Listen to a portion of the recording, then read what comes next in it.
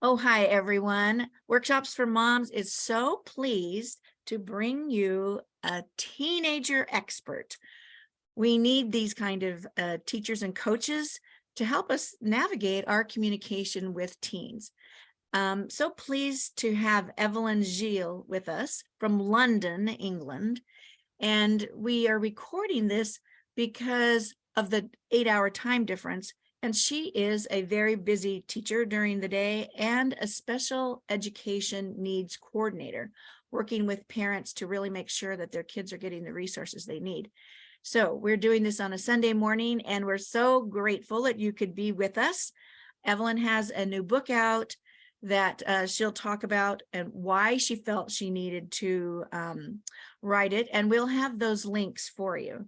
But I want to get to this interview because she's got so much to share with us. So Evelyn, welcome to Workshops for Moms. Thank you very much for having me. I'm glad to be here.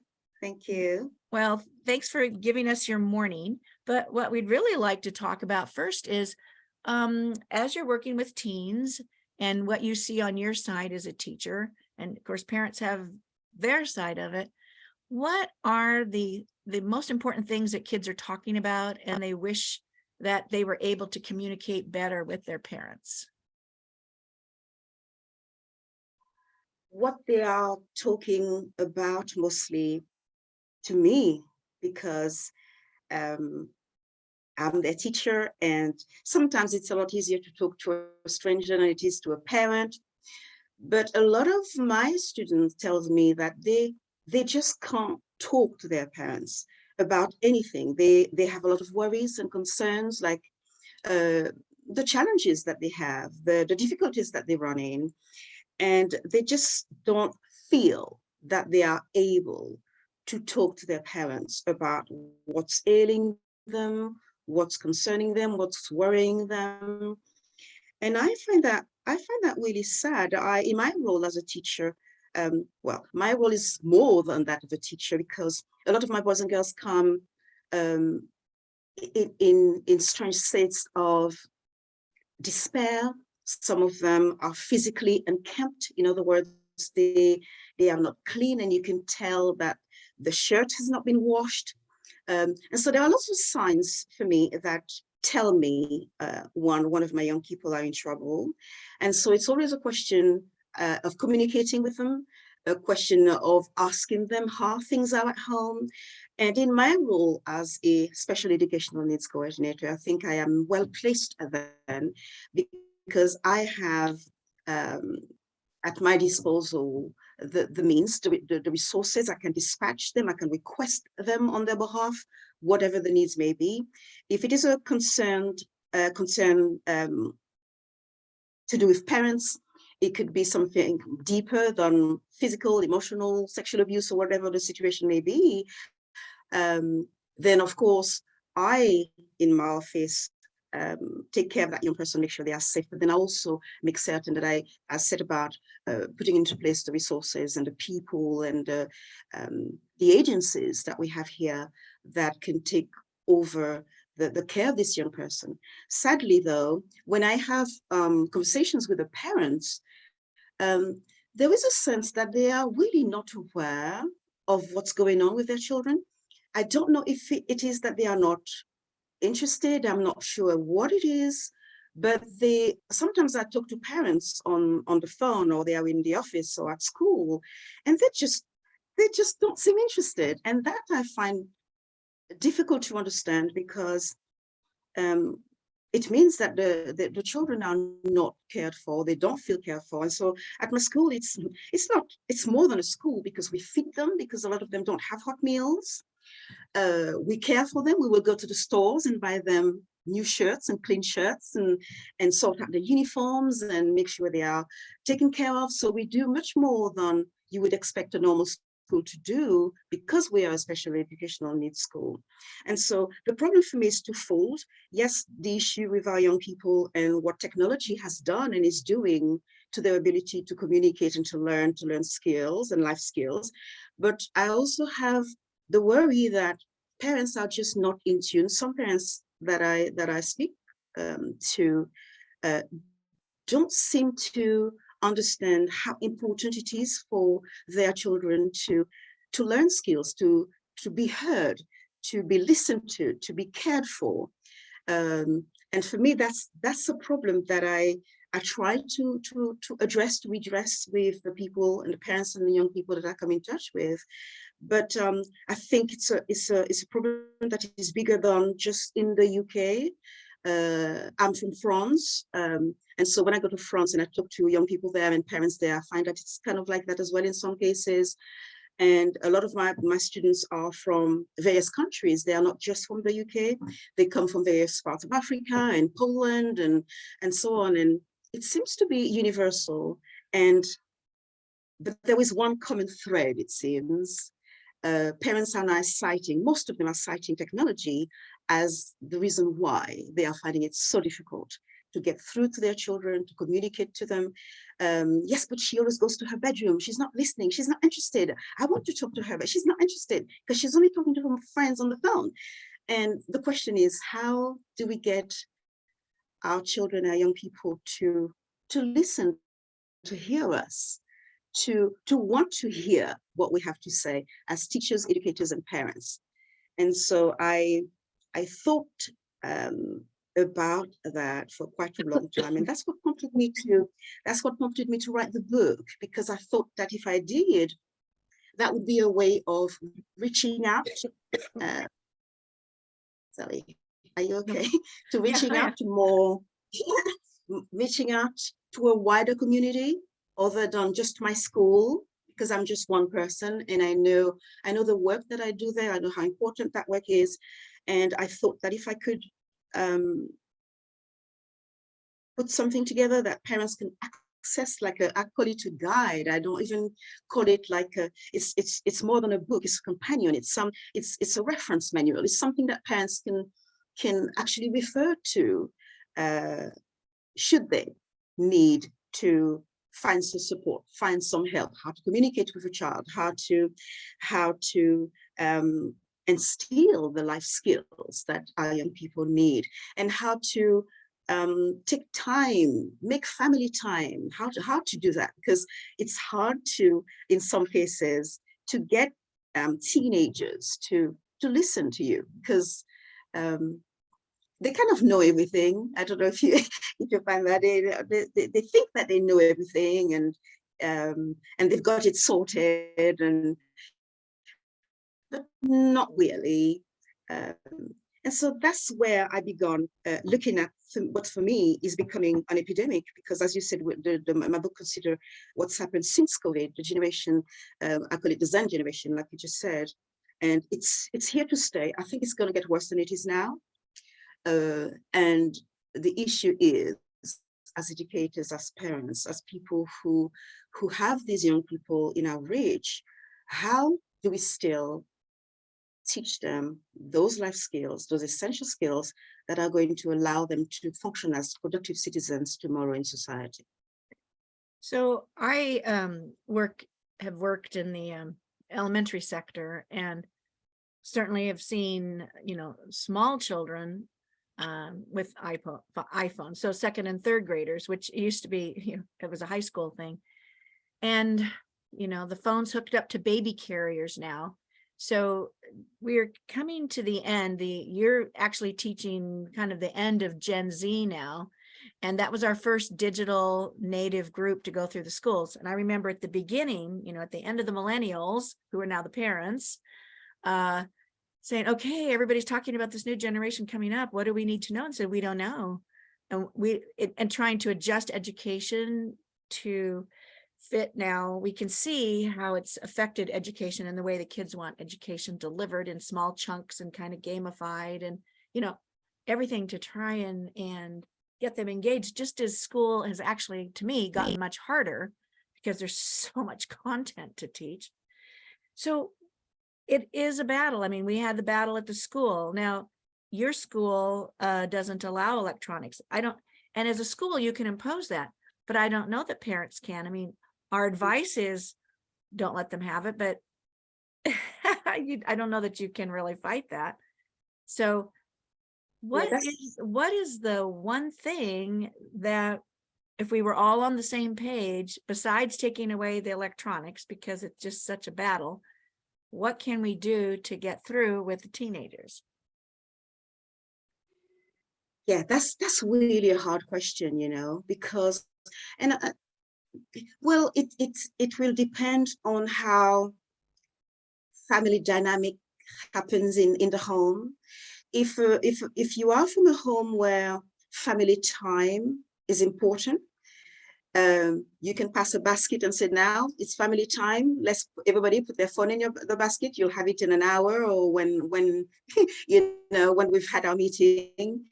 I think it's a really hard one to answer, and it's going to take both parents and their teenagers to come to a place where they both understand the importance of communicating, spending time together, and learning skills that don't necessarily involve technology.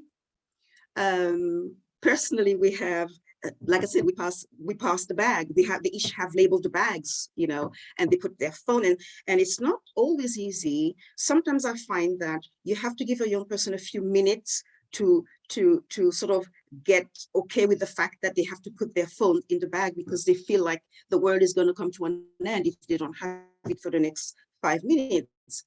But it's what I find I do, and we do where the school where I work.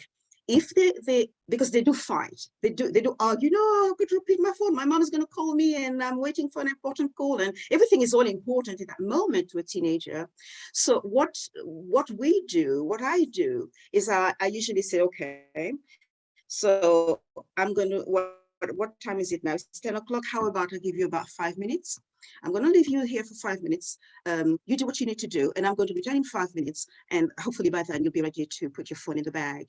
And I think just giving them that warning, just giving them that space, just giving them the opportunity to make that decision, and knowing that you are not there. Put your phone down. Could you put the phone down, please?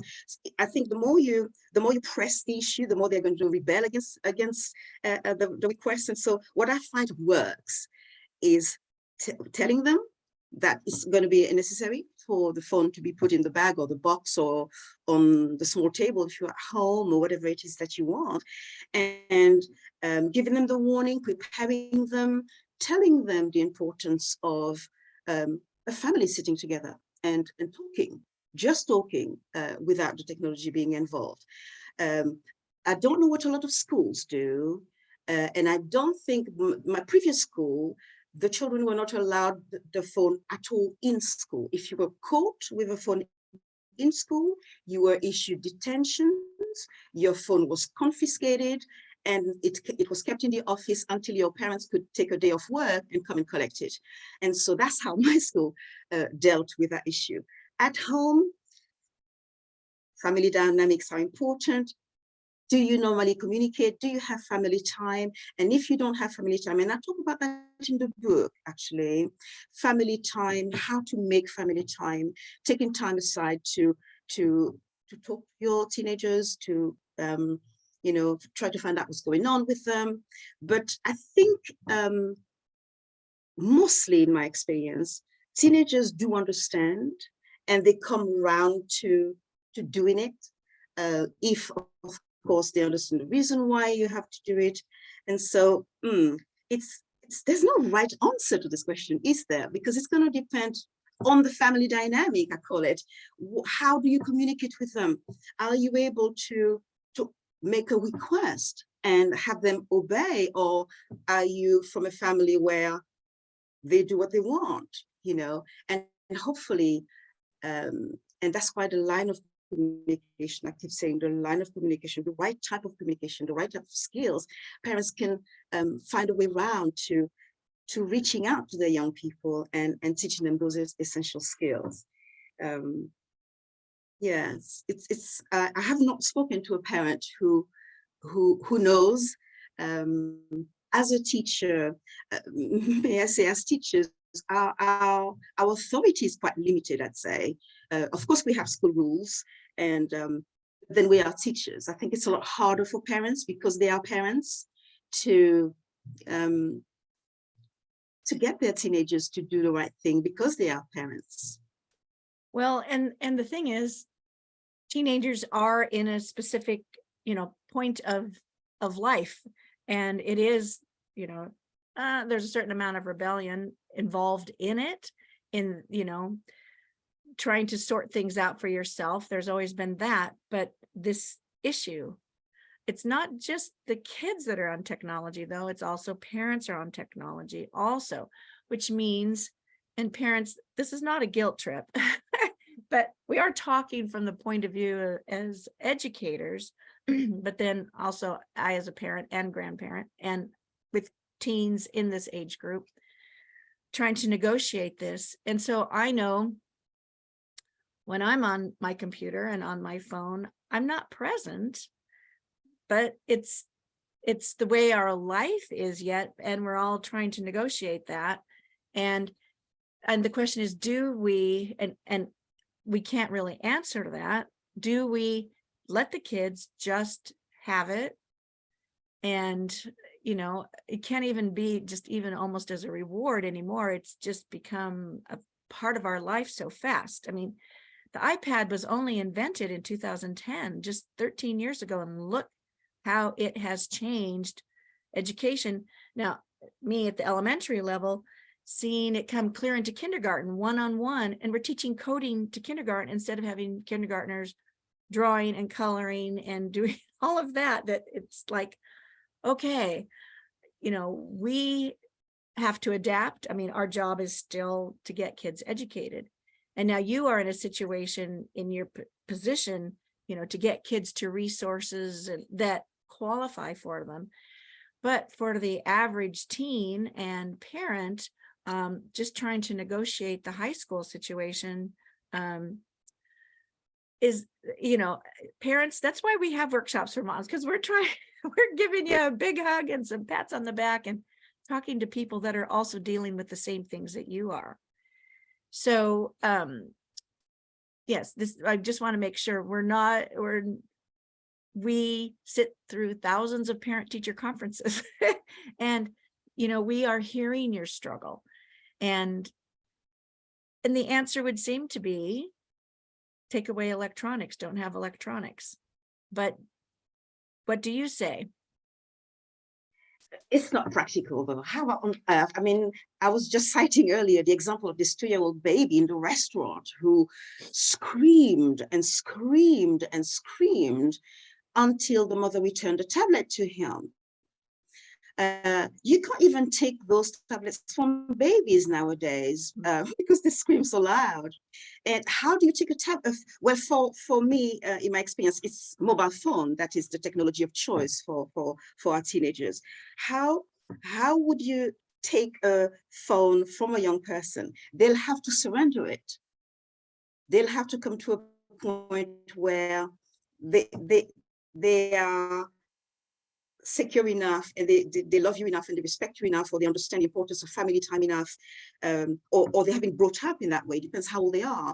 If they have been brought up to understand that every Saturday afternoon between 6 and 7, the family sits together at dinner, and this is our eating time, and no phones allowed. Your phone must stay in the bedroom. We shouldn't see it. We shouldn't hear it, because this is our time. This is the time that the family comes together. We prepare for the week, or we find out what's going on with each other, and communicate our needs and our wants and our wishes, and just bond as a family. We go out to a picnic on a Saturday afternoon together, and the phone can stay in the house for that matter. And so it's creating these family moments, I think, that are going to be really vital.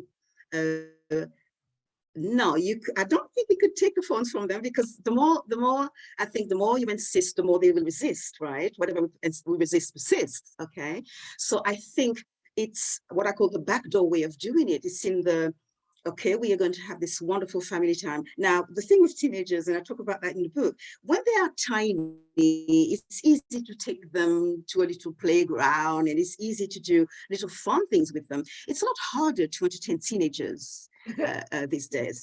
It's really, really, I mean, they get bored very quickly. I mean, at school is to say, oh, miss, oh, it's boring.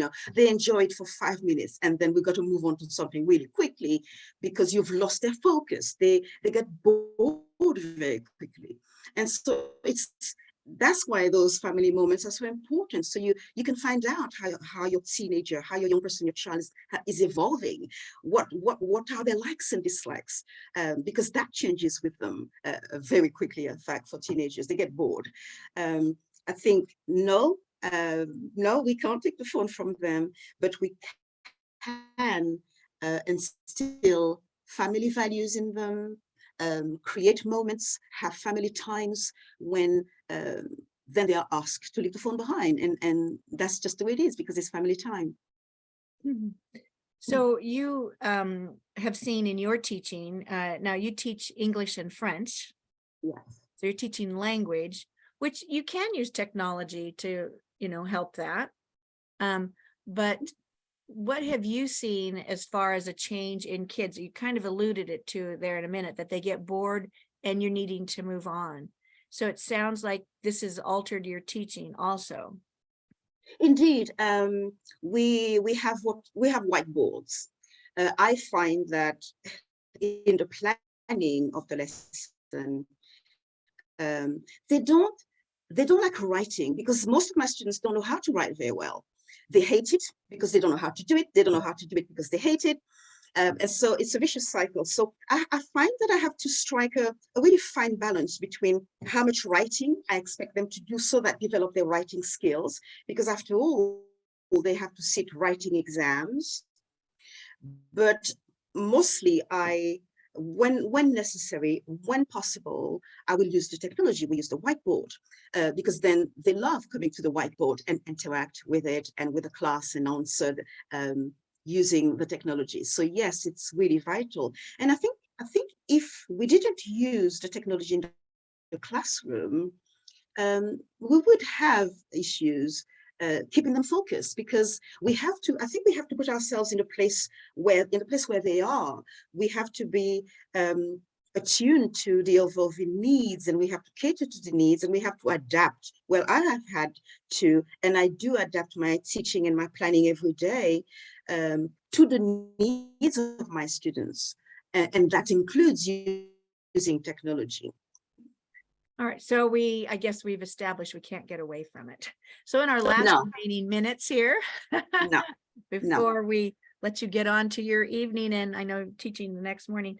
So what would you like to leave us with that you think is important for parents to know raising their teens? And, we've just discussed technology, no technology, but what else would you like parents to know to help them get through this time, or enjoy this time? It shouldn't just be but enjoy this time of working with their teens.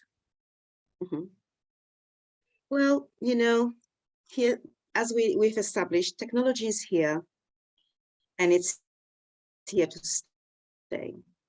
The only thing that I have found that makes a difference, the only thing that when I'm in meeting with parents, and I create this atmosphere, I create a space for them to be able to communicate, listen, listen, listen. I don't know if you've had parents tell you, or young people tell you, but they tell me, Miss, but they don't listen. I tried to tell my mom, but she doesn't listen.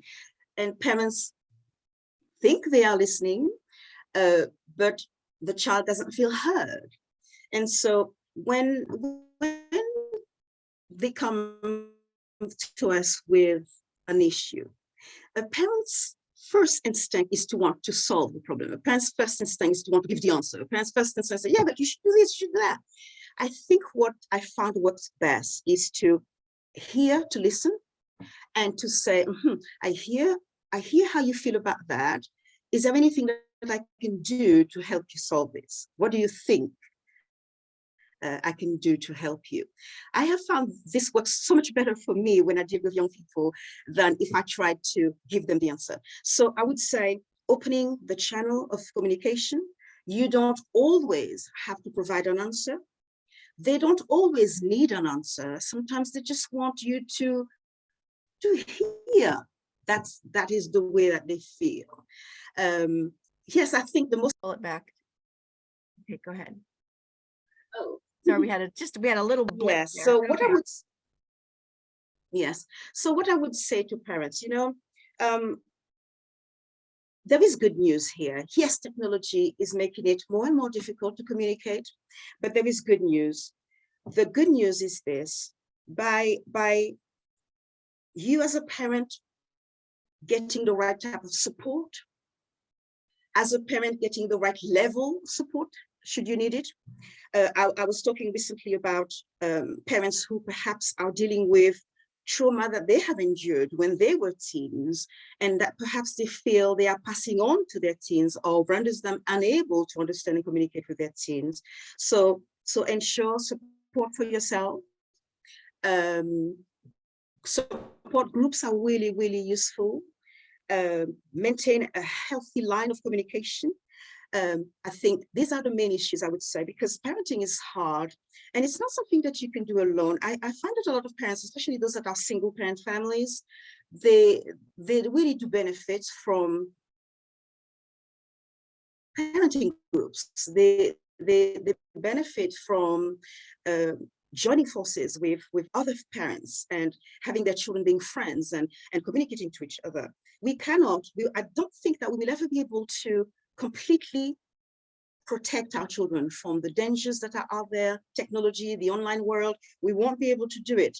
But what we can do, I think, is prepare them enough and make them aware that we are here, open the line of communications, making sure that they know that the line of communication is always open, so that whatever challenges life throws their way, they are equipped to deal with it, or they can come to you and know that they are supported, and most importantly, that they are heard, and that they're not alone. They're not alone, because a lot of my young people tell me that they feel alone because they don't feel heard at home.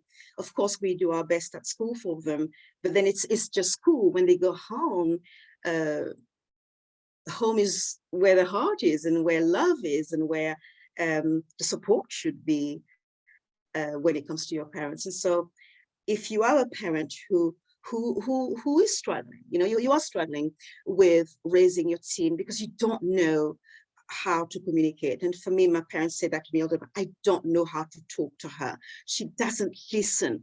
How do I help her? She or him? They don't listen. They don't want to hear what I have to say. And so it's working on the line of communication. Create opportunities, family picnics, visit grandma, take them away from the everyday situation, so that they don't lock themselves in their rooms all the time. Take them out, go to a park, go to a restaurant, whatever you can do to ensure that the line of communication is open. Because I think in all types, at all levels of relationships, I think communication, if you don't have a clear line of communications, if you don't understand each other, if you don't hear and listen to each other, then it's going to be really, really hard to impart anything, Yeah. because you're not hearing each other. So how do you teach them? Because they're not listening or not hearing. How do they talk to you? Because they don't feel that you are hearing or listening. And so for me, the most important thing, and I find that once people are able to sit in a room and give each other space, family meetings are beautiful for that. So Sophie is going to talk for the next 5 minutes and nobody interrupts, and we listen to Sophie, nobody jumps down her throat. No, it's not about judging, it's about listening. You are free to express how you feel, and everybody validates that and accepts that, and everybody has a space around the table and a time when they can say what they wish to say about how they feel about situation, without feeling that they're going to be judged or condemned, or that they're going to cause offense. And I think there it is. It's all boiled down to communication. However form communication takes in your home, I think you will find that if you were to work on opening, if it's not opened, open the line of communication, and you will find that they listen, because children, I always say, they are not silly. They know love. They know that you love them. They know that everything that you do for them, you do it for their best good. But as you were saying earlier, when you have a teen, it's all about rebellion, and it's about, I'm going to do it my way, and yeah. So it's still finding that mutual respect. Because my students say that to me all the time: Miss, it's easy with you because you hear us and you respect us and you love us. right? And so if young people feel that, you respect them, you meet them where they are, you understand where they are, you understand how hard life is for them. And I think eventually it, it's possible to teach them, to impart the skills that we so desperately need them to learn, because otherwise they won't be able to function in society and be successul in spite of technology. In spite of technology. In spite of On technology. that note, so if you noticed, because we'll have it in the notes, that Evelyn's book is Alpha Teen and Millennial Parent, Life Skill Essentials to Futureproof Your Screenager. So we really appreciated hearing your perspective on raising screenagers. And